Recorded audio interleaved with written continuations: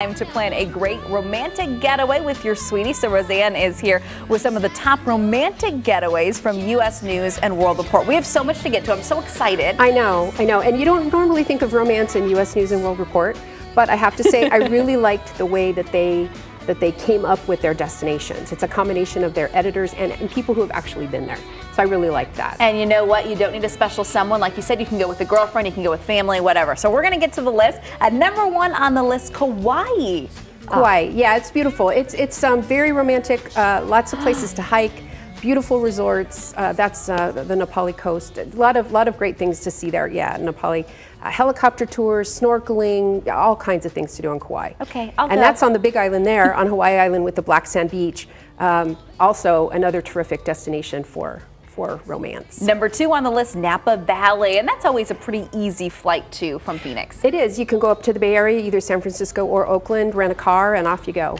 And then Lanai is also on the list, number three. And you say, you know, between the two, you like Kauai better, but tell me a little bit about Lanai. I do. I mean, Lanai is beautiful, but Lanai is also, it's a lot more limited in accessibility.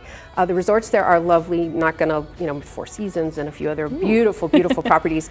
Very quiet, very peaceful. It was almost privately owned for such a long time. It's still growing in their tourism, but it's absolutely lovely and perfect for romantic getaways. But it's just maybe not as much to do as on Kauai. And then also on the list, number five, Charleston, South Carolina. I went there with some girlfriends recently and I fell in love. It's such a charming city. It's very graceful, very pretty. I love the architecture.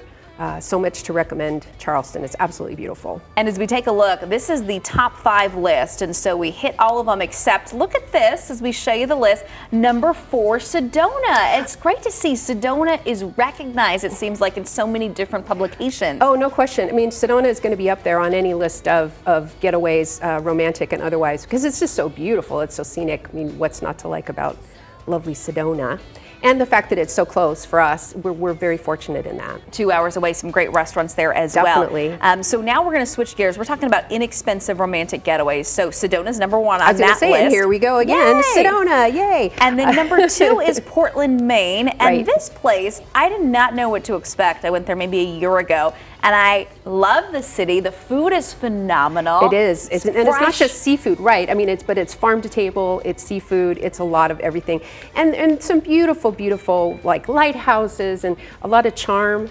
Portland is a very, very pretty city. I liked it a lot. And I did notice that as far as like booking wise, like the hotel was pretty reasonable. The food costs were lower than like a Boston or New York, obviously, sure, cities definitely. on the East Coast. So I noticed from just firsthand experience, I remember our friends were like, wow, this is a little bit cheaper. Let's go ahead and get that second drink. Let's go ahead and list the most, this is the inexpensive. Yeah. So we got Sedona, Portland, and then walk me through the top of the bottom 3. Savannah, beautiful. Again, a lot like Charleston in that it's a very graceful, very old city, a lot of charm.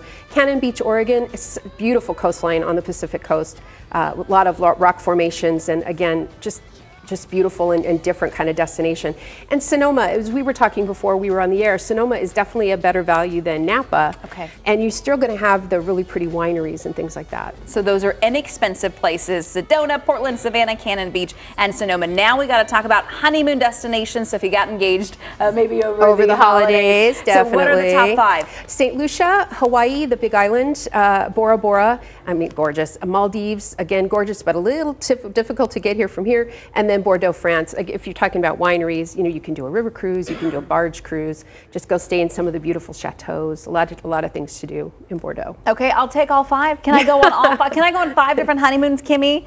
Are you down with you? Definitely. Go.